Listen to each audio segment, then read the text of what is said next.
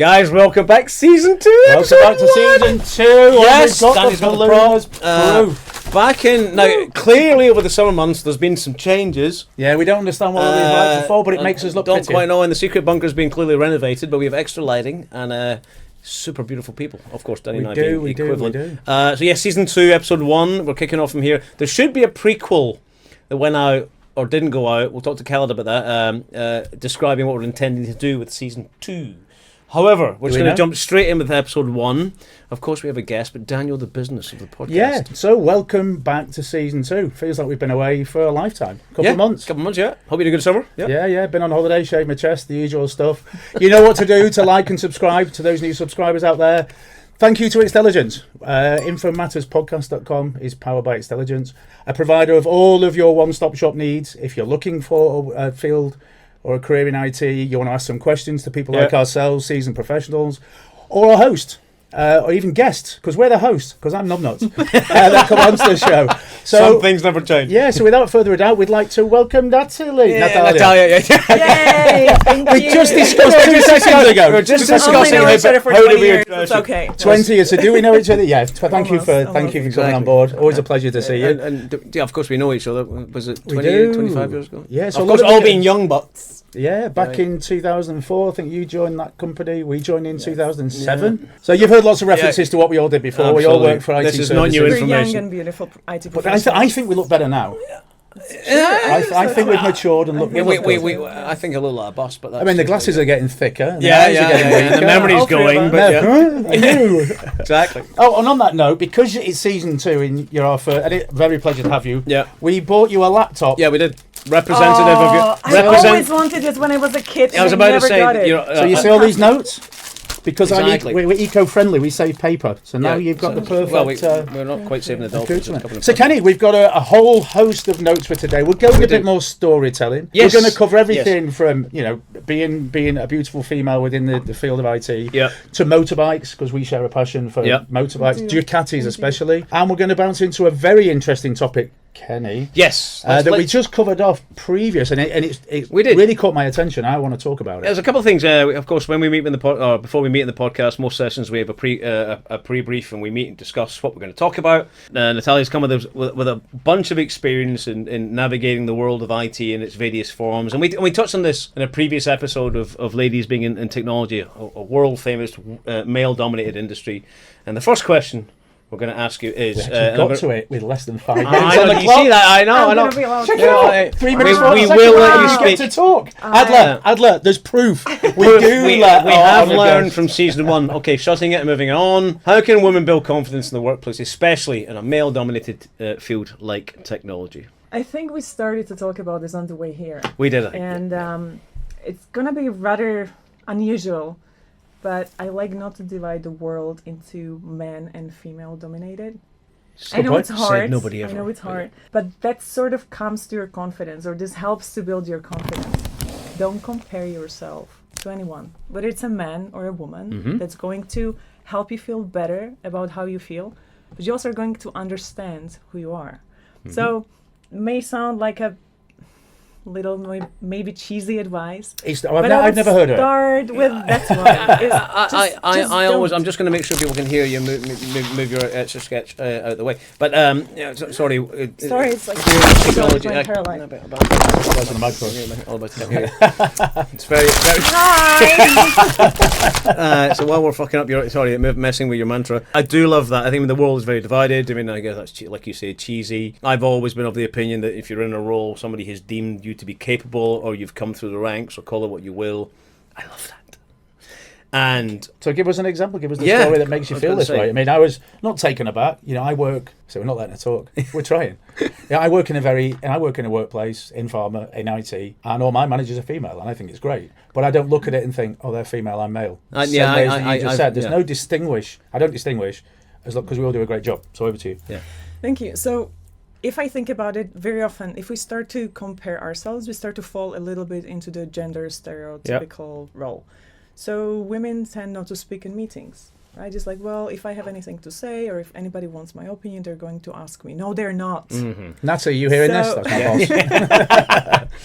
So not always, but this is sometimes the role that we decide to assume. Nobody's telling us not to speak in a meeting. Nobody's telling us not to take a project proactively, but we think that we have to deserve it. So you start thinking about yourself as someone who has to be seen, who has to be heard, and you're not going to make yourself seen or heard, then you may be waiting your entire lifetime, your entire career. But that applies to both genders. It doesn't really matter. And we're back to the original statement, right? So try not to think about yourself as a man or a woman. Find your inner strength, which may not necessarily be public speaking, it may not necessarily be taking on projects, but that's the challenge. And the challenge is something that helps you being seen. That you would so to overcome that, so we're sat in a meeting now. Yeah. You're sat there and you feel that you shouldn't speak out because you don't feel confident enough. Maybe I'm not technical enough. So hence, should you be in the meeting? Are you there by... Exactly. Imposter. And so how do you overcome that? How do you go, I don't really feel... I'm not comfortable. Is it a case of saying no to the meeting, or do you want to expose yourself to this knowledge and conversation? Two things, aren't there? So that you build your knowledge. They're not going to ask me again, right, and I've missed an opportunity. Yeah. Or if I open my mouth and I'm wrong, then I've ruined an opportunity. How do you overcome that? Sometimes it's a negotiation technique. It also helps to say when you voice what you may be worried about. Or I think you're a twat. Some things are better to be just thought. Okay. However, no chance. You may think that maybe your question is not too technical. So why don't you start the question with, you may think my question is not going to be too technical. However, I would also be interested in understanding this aspect. Sure. So you sort of take that power away from them by voicing what they may be coming up with. It's like, oh, it's a woman, so obviously her question is not going to be technical. Do you think? Do you still think that's common in the workplace? Do people think that still? I mean, I've been. If you've spent any time in the, you spend a lot of time in meetings, be that design, conversational, project management. Do people? I haven't personally witnessed or been in any meetings where it's evident that people are being dismissed because of their lack of technical knowledge or knowledge of any form. Engagement's always promoted and encouraged. But is it? Because if you're in a meeting and you feel threatened by the way someone's speaking or the pressure, you don't want to speak up. I totally get it. So there are several things. I also think we live in a bubble of working for very interesting companies that are very respectful and they're embracing equity and equality. And this also presents certain bias, subconscious or unconscious bias that we have, that others are the same. Maybe there are some people in the audience, whether they are men or women, There's or lots. any other There's lots. who may not be lucky as we are to work for companies that are embracing diversity. So it can happen, but also I would use a different example. Even amazing companies is the one I work for currently. I hired a person from a different segment. They were working for a company, they were working in finance, and I hired them into IT because they had huge potential, which they're absolutely demonstrating that they are meeting. And this was very important for me to make sure that they are comfortable where they are.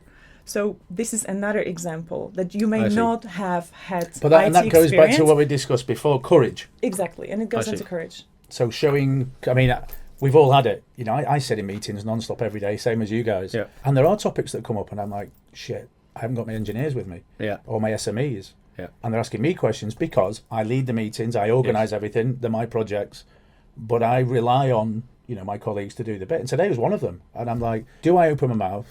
Yeah. Do I have enough knowledge and do I have the courage? And I did. Yeah. I felt very uncomfortable though at the start because I didn't have my usual candidates around me to kind of back you up or better explain. The meeting's going to go stale. Yeah. I don't look and professional. you don't get the outcome. And you have to do it. And there's always the opportunity to say, I'll get back to you on that. Exactly. Yeah. Right. So you can always follow up in some way, and this is probably what we do. I am surrounded by a phenomenal team, professionals who have better knowledge than I do in the areas that they're responsible for. But that's exactly why I want them on my team. I just need a list of phone numbers and CVs, all that kind of stuff, and we'll move on. No, I would never pull them away.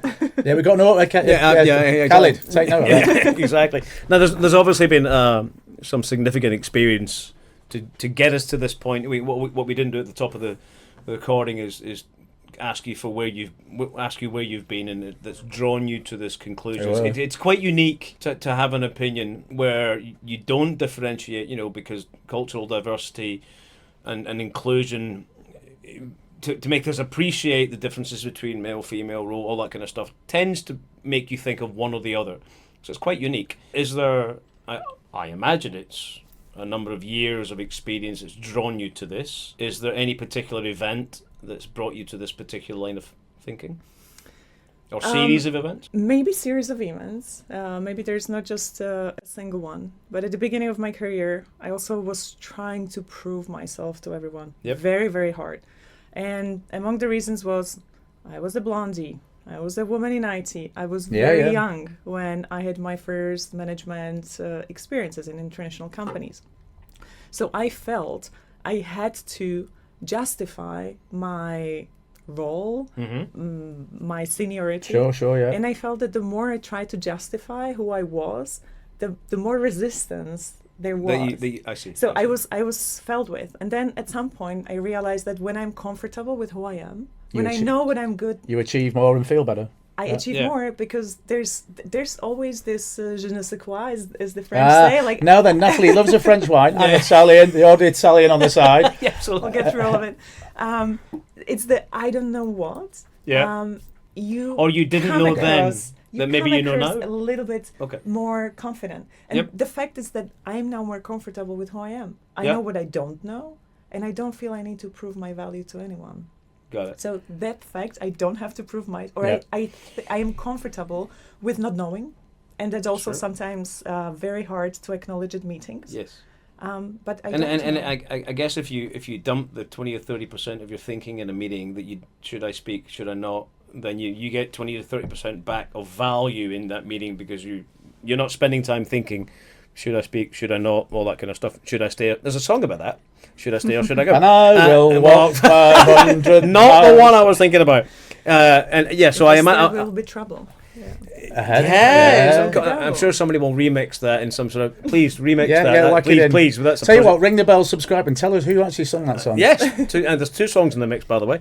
And there was something we touched on previously also, and it actually popped up in one of the questions. And we work for the same company. We know the person that you're going to refer to, and it was how can mentors or role models influence your career path. And you're going to go into something different. I'm not going to mention it now, but we spoke about it. You have an example of this, and I do also with Ian Hill. He really did put me on a path of punishment, but gratitude, and I learned so much, and I got nothing but thanks to that. And I know he watches. But you have an example of that, a story about that, and it was quite touching. Yes, touching. Thank you for bringing it. And it goes back to again why I think we should always understand where we come from. And Scotland. I know. Slovakia. Yeah. Manchester. Manchester, England. Yeah. So I think we have to be grateful because there's always somebody who helped us to get where we are. Yep. And this may be professional, it may be personal, but it helps in our lives. We're using a simple example of somebody may help you with your permanent residency because you don't speak Czech in front of the offices, and they helped you get your residency faster than you would if you didn't have them. It's not work related, but it's also something that somebody was enabled. The same way I felt I was enabled by Richard Duplessis, who used to be the head. Richard, you better watch this. I've got you on LinkedIn, so I'm going to flick it to you. We all know how you're doing, Richard. Over 20 years ago. And actually also Dennis Dean, because he was the one who helped who helped to solve a tough situation I had at work. But how it all happened, I used to be the top performer. Everything was like super shiny and wonderful until I just crossed paths with one of the managers in the team who now it would be called probably retaliation. They retaliated for something that maybe they didn't understand, didn't have enough information, it didn't matter. But they tried to use the power of their function to threaten me. And they threatened me in such a way that from like a top performer, they said, well, you have to find yourself a different role in the company or you're going to be let go. And because I'm a fighter, not only street fighter, I am a fighter. I'm a little bit scared. That was a there's a reference there. All will become clear. I decided to fight. So I looked up all of the open positions that were there in the company, and I started to write to all of the leaders who were available. And this is how I got to Dennis Dean. So long story long, I landed a role in his team, and he found one of my analyses very interesting, and he showed them to Richard. Richard at the time was something like CIO for us. Like he was the head of the production services of Europe. And he pulled me into his leadership team. I was essentially no one. I was a manager who could have lost their job 2 months before. I was a person who was coming from Slovakia, just having 2-3 years of experience in the company. And that's huge. That's literally the senior manager. And that was the leadership. That was the leadership. And he said, like, well, I would like you to be part of my leadership team. Isn't that the best? And you. Yeah, what's that? Thank you. That's amazing. I love the story, and been in a world of situations where, and there might be one coming up. No clues. Whereupon, what would you call it? Karma of the past, or not retaliation? Entirely the wrong words. Let's call it karma. Where if somebody is so inclined to use what is obviously a throwaway comment, position, circumstance to have you removed. Yeah, because you're seen as a threat. And for you to go... I mean, my view would be, you see Natalia as a threat, so I'm going to threaten you with this. Whereas Richard came and went, no. Value add. Absolutely. Mega superstar, super personality. 180. Yeah. And you get... Which is rare. Because company... My view is... careful with the words, are not the best at protecting anyone outside the golden circle. So the golden circle is usually what you know and who you play golf with. And we tend to be external with consultants exactly. predominantly. So and we're disposable from the start, and I've long accepted that's the case. That's no issue. I think we're called BICs. Which disposable lighters. So we generation BIC. Yeah, you buy a BIC pen, use it once, and then 18 months. Oh yeah, not lighters, BIC pens. Lighters. That's they make lighters as well. Yeah, all end up in the gutter. Yeah. But the point I make for that to go a full 180, I would be dying to do cartwheels and make really rude gestures around the building. I wouldn't do that because I'm a professional, but that must have been marvelous. Looking back at the whole situation, how did you exploit that? Did you? I was just going to say, did you send a bag did you impart that assistance to anybody else on your travels? I mean, maybe this is another thing from that I have learned over time. I'm a very impulsive person by nature. She's so calming. She's very I like that. Sorry. But it's very important to also know when not to say anything. We were talking about, should I speak in a meeting? Somebody wiser than me said that it takes us 2 years to learn how to talk and the rest of our life to know when to shut up. So, in project management, have a big cup of shut the fuck up. Yes, I like that. This was maybe part of it. I didn't have to do or say anything because both of the managers who were involved with the original situation were still in the company. And it did not matter. We were in different organizations, but for me it was growth. And the important thing was I was not taking it against someone. It was something that was helping me grow. But I obviously took action, right? I wasn't sitting there and feeling sorry for myself. It's like, oh my God, this is so unfair that I was supposed to go for some trip for my performance. Now they canceled the trip and actually they want to get rid of me for nothing tangible. Which is more the trip, lovely, but the career-defining moment of having to leave a role, I assure you. But the thing is, you didn't play up to somebody. Someone saw the true value in you. Yes. So, but I had to take the first action, right? Okay, if I hadn't written anyone, or if I just thought like, you took that. I had like a week, I think, to do all of this. So if I had just sat at home and cry and feel sorry for myself, the week would have had passed and I would have been out of the job. I was like, okay, well, I have a limited time, but I'm going to do my best. So I don't remember, maybe I sent like 50 or 60 emails to all of the managers who had roles open. But at the time, we used to have like an org chart with empty boxes available on the intranet. So I was looking up the email addresses of the people who were putting in the leadership boxes to eventually find... Put your name in, screenshot and send it onto the board. We should say that this is the kind of semi-fortunate position of being internal in the organisation. Of course, if you were external, you'd never have this intel. But I mean, if I want something bad enough, I'm fairly bloody minded. I chase it and all that kind of stuff, and that's admirable. To sit at home and not burn some sort of effigy of said management. With early in my career, I'd have done the same.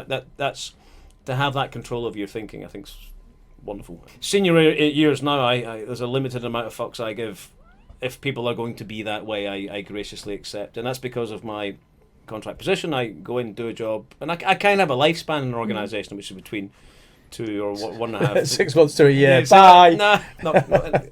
But about 2 years. And that's because of UK contractual laws, and typically at that point, my value is seen and it's time to move on, and I'm totally cool with that. But you clearly had the confidence and the courage, because yes, you took to do that week and you didn't waste it. Yes. So that's one thing. The second is that I was honest with the situation that happened. Right. Because when I was going to actually interview with Dennis, he said, "Why are you applying for a job in my organization?" Yes. And I told him the whole story. So this is the question again, is like, what are your values? And I think that's also very important. For me, honesty is one of them. Sure. So I felt it was important to tell them, obviously in a way that was appropriate culturally for the organization. Without unnecessary details. Yeah, no, I get that. Yeah. Without unnecessary details, but just to say like, hey, I am actually in a relatively tough situation. I am being offered an ultimatum. I don't really see where this is coming from. Yeah. I feel it is personal, but I also feel that I have a value for this company that I can prove. I mean, that's a form of kind of bullying. What was the reaction? Yeah, he appreciated it very much. And then when you came onto Richard Duplessis' team. Yeah. What were the reaction of his fellow colleagues? Because you stepped up to senior level management. So I don't think there's a story here. I'm just intrigued because I knew all the members of PS1. And I have to say, every single one of them has been a brilliant person. I'm not in touch with them today, like it was 20 years ago.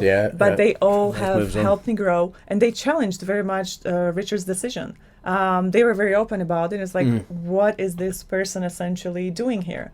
Obviously, I didn't have like massive decision rights to make in those meetings, but this was for me one of the biggest learning curves of my life, because I had to learn how to think and communicate on a very senior leadership level, understand what is important, again, when to speak and when not to speak, and prove my value. I had to prove my value to the team, which maybe took over a year. So when not to speak.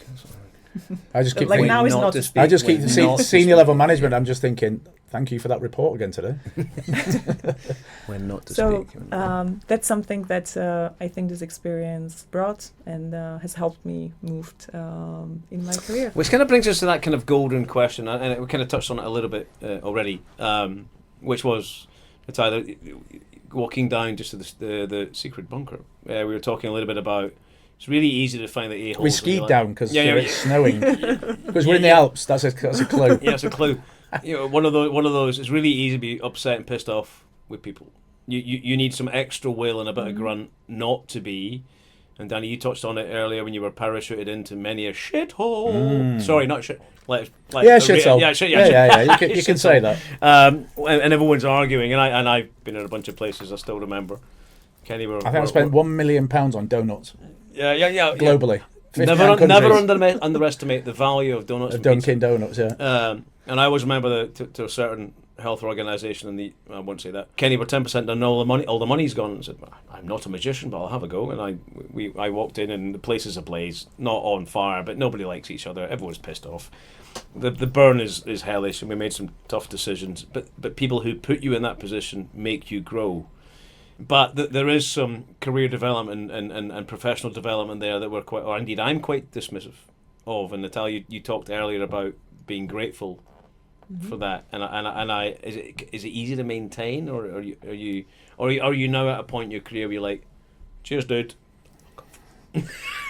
I think it goes back to your values. Okay. Not everything works for everyone, and I cannot expect every person to react the same way. I think it has worked for me, and I'm trying to embrace it.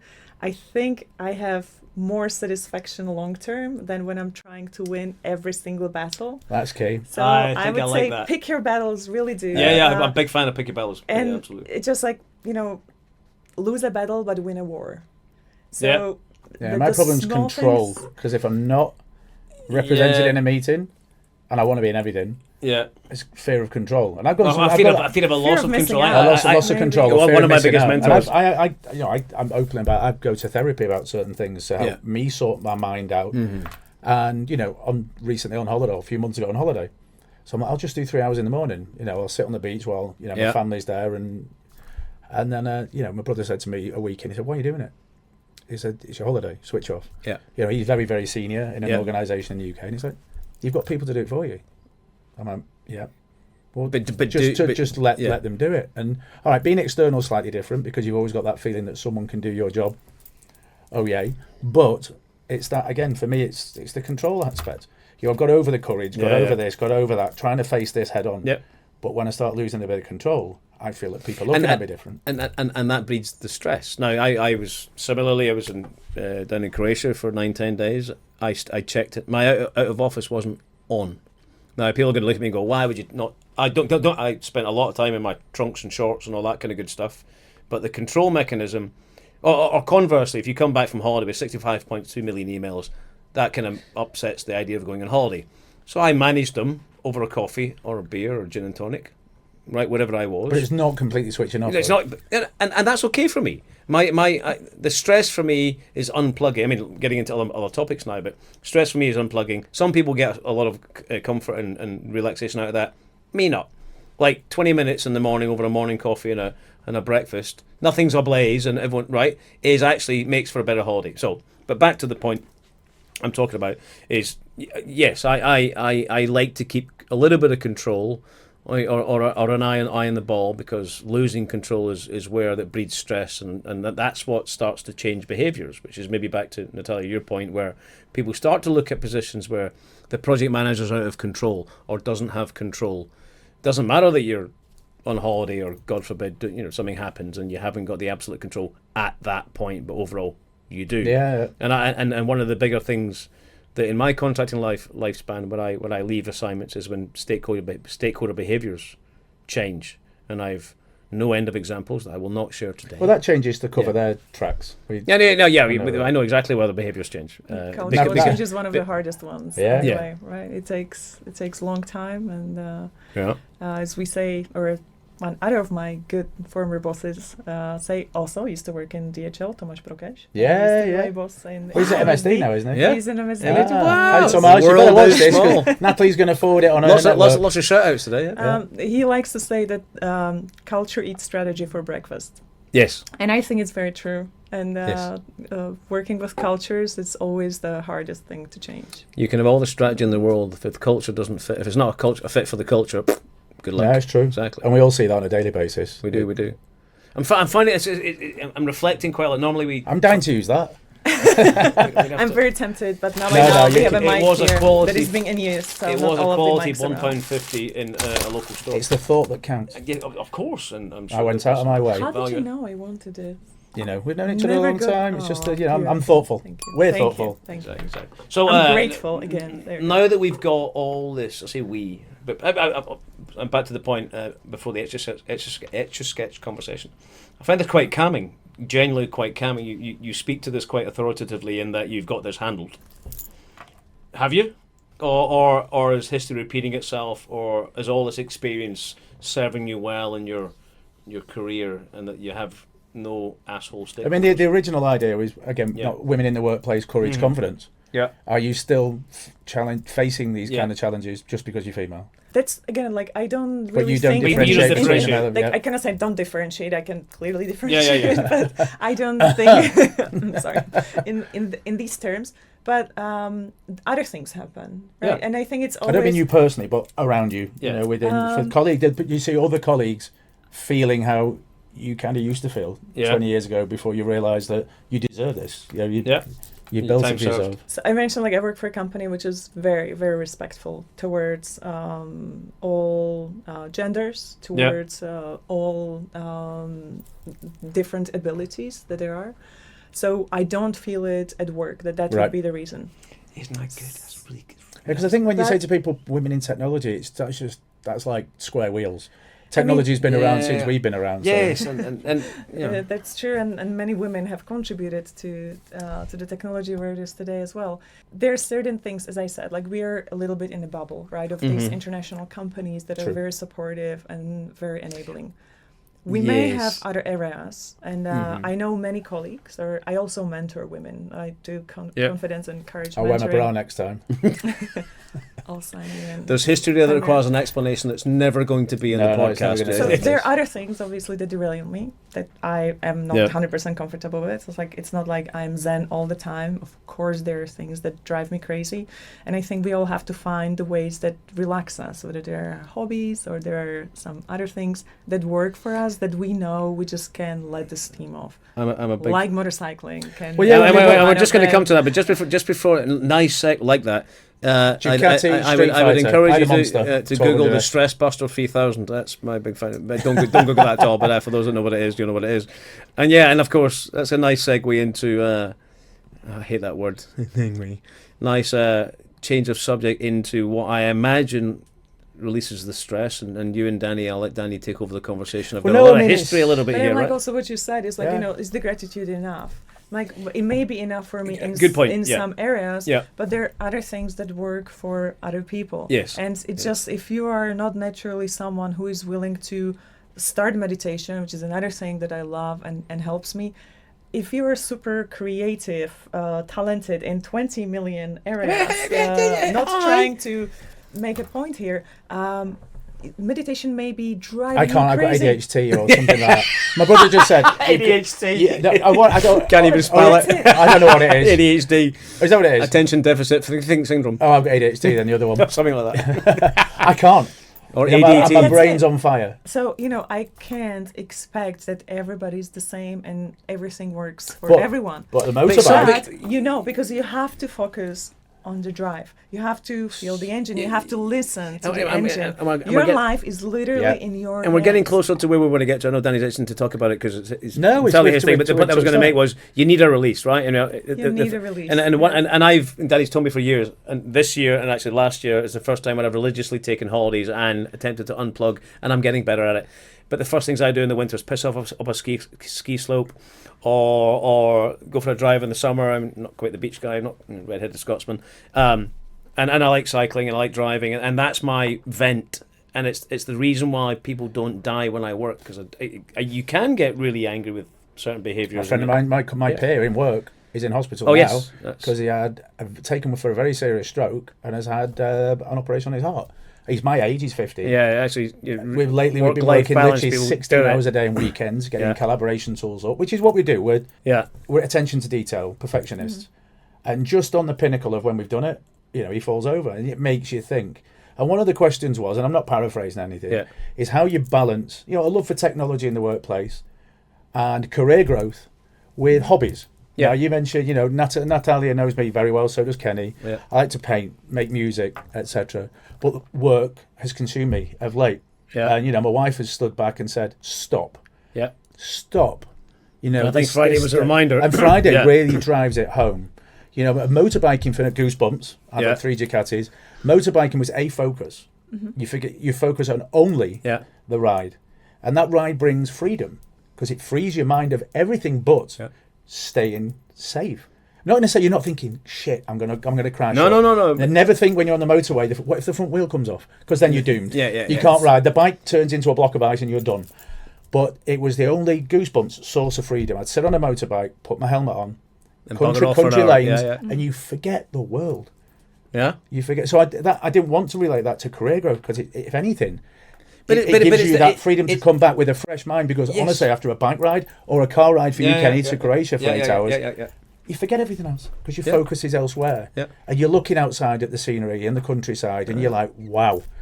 Thank you, Ducati and Harley, and the others. Yeah, so staying alive is a very good perk. Yeah, it is. First of all, motivation. First of all, kids, do not watch this show whilst you're changing gear on your motorbike or in your convertible car. Yeah, exactly, of course. So that's a good prerequisite for career growth. But it is like you're saying, different things again. Like skiing, I am a miserable skier. I could not do it, but it must be the very same feeling. It's not always about speed because coincidentally we were picking 2 things, which are sort of like adrenaline. Very much. You can snap every bone in your body. Could do my wife did 80 kilometres an hour and showed me on the phone. I'm like, you turd. That's selfish behaviour. Yeah, absolutely. It is speed. It is adrenaline. In a different way, but the point here I think we're making is it's a big fat distraction and it's a release. Yeah. So that you can be, because if you were constantly, and you know, we've all borderlined on it, where if you're constantly, God forbid, bullied or abused or unappreciated, or you just work non-stop, then you forget the good stuff and you don't vent, and there's no balance, which means you're pent up with, maybe not anger, but just maybe anger, because right, and you speak with, and you mentioned earlier a degree of zen. There's something I thought I'd never say. I think it is the focus. It's like it's a tunnel vision, which is not a negative thing to say. I can only imagine that it's similar with skiing, as you were saying. It's like it's your focus on being safe and 80 miles an hour self-propelled. Yep. There you go. And you are really with yourself. You know you have your life in your own hands. True. Which is a form of freedom, right? In that, of course, things can happen. Like you said, you cannot think of them. Yeah. And this is, again, going back to the career, it's something similar. You can always think of what can go wrong. But then you'll never do it. Yeah. And I mean, the energy you dedicate to something is the energy you're going to get back. So if I'm going to constantly think of everything that can go wrong, there's a very high probability it will go wrong, because I'm trying to prepare my brain to just like, okay, well, you know, like this is the scenario you're trying to realize. So how can we prepare for that to materialize? Yes. That's how our brain is wired. So if I am wired for getting somewhere safe, I am also not risking while I'm doing it. So if it starts pissing it down on a motorbike, maybe stop and find somewhere, because when you try and turn left, the bike doesn't turn. Exactly. It's very good advice. And if we map, I'm conscious we're going to get, we have a timing issue. No, not issue, but see, when you get the best guests, the time just flies. Exactly. That's all of you, by the way. We said to Natalia, the 20, 30 minutes, 38.6 minutes right now, would go quite fast. If you map that original distraction in the room where you don't know if you should speak or you don't know if you've got the skills, and you take that 20% out and you've got a quality 30 minutes and map that to when you're venting, then you spend less time worrying about. I'm trying to think what I'm trying to say here. I'm working on it. We are as well. Stand by. We are as well. Yeah, and you. But the point is, you spend less time worrying about what you don't know and more time focusing on what you do. Is that fair to say? So if you try and get to the point where you at a point in your career where you spend less time worrying about, particularly because you're in an environment that's encouraging you, and an environment that's, I believe, psychologically safe is the term. Very much so. Then you spend less time worrying about what you're shit at. And I think like also in there was from my perspective, combining a hobby, make time for hobbies, make time for the things you love. Unplugging. It's a balance. It's a right? balance. And people don't. But I know, and we keep saying, we said for years, get shit done. It was our mantra. We travelled the world doing get shit done. And ever since I had a bit of a, not quite a breakdown, but in 2021 when I last left my biggest assignment and resigned from a customer, it's been DLS, do less shit. You still get it done. Do less it's still shit. There the next day. No, of course. Yeah. I work a quality 45-hour week. If I'm bothering on 50, I start to pull away. 82. Dude. Work hard, play harder. Right? Are we good? I don't do that anymore, though. I do. You do play hard. No, we're gonna have to talk about that off cue. So listen, can you do your usual to wrap? I'm going to wrap this up. I think this is probably, and Adler will confirm, our calmest, most zen podcast that we've done. So maybe anything. Sorry to disappoint you. Then. No. I love it. But next time you don't need this on purpose, because this is one of the things that women love to say as well. So it's like, apologize for everything. No, and thank for everything. No, but you see the reaction. No, so don't I'm apologize not sorry for shit. at all. No. Next time you're extra sketch. We'll put batteries in it. I mean, there was going to be a little story, but we've covered it off. It's combining a love for technology in the workplace and culture with the passion of your hobbies. And the reason I brought up motorbikes is because Natalie's a motorbiker and we love Ducatis, and I thought, let's throw a different angle in it this time. And it's worked. I mean, it's a nice point to end on. To end on a hobby. I'd love a Street Fighter though. Not the game, the bike. Have you seen the new Monsters though? Oh yeah. They're sex. Yeah. They're sexy. Yeah. So wrapping this up, Natalia, it's wonderful to hear that for somebody that spent or similar time in our career, doesn't matter if it's tech, whoever it might be, to perhaps wind up with a mantra of you should be mindful of and thankful for the people who maybe at the time you thought, bastard, I've got to go back to Darmstadt. I'm thinking of That was Danny me. Boy. Yeah. That was me. And spent another week 5 years in Darmstadt. I love you, Darmstadt, which actually means liver town in direct German translation. Yeah, I think it was less. I think you thought differently at the time. It was full of liver. He can say that now because he's been on holiday and riding a bike. At the time, I won't say that. Well, thank you very much for coming and spending time with us. Would you like to round up with any final notes for the audience out there? Well, thank you for the invitation. It's any advice for the audience out there for being someone, not a woman or a man, but generally just a person, good feeling about approaching life and work? Just be authentic and honest. You said for the ride of your life, use your own speed. And buy Ducati. So basically, on that point, on that note, again, as we always do, thank you to xtelligence.com. Please like and subscribe. Forward it to your friends, family. Any questions you've got, anything you'd like to ask Natalie, Natalia, just put it in the box below. Head over to the webpage is also there for Xtelligence if you are looking for a career, some advice. You want to recommend somebody, we pay well. Or you want to win a bag of goodies, because we've seen that for season 2 there are USB sticks, perfect for cyber security. Secure USB sticks. Pens with nothing in them because they're for an iPad. So if you're really lucky, you'll get a 1924 Etch-a-Sketch. Yeah, but they sold out of that colour. Exactly. Natalie. So with that in mind, thank you so much for coming. Yes. It was a pleasure. So it was awesome. I love the Zen. It's wonderful. And you're coming back. Don't worry about it. No, that's definitely happening. So it's good night from him. And a good night from him. Thank you. Take care. Bye-bye.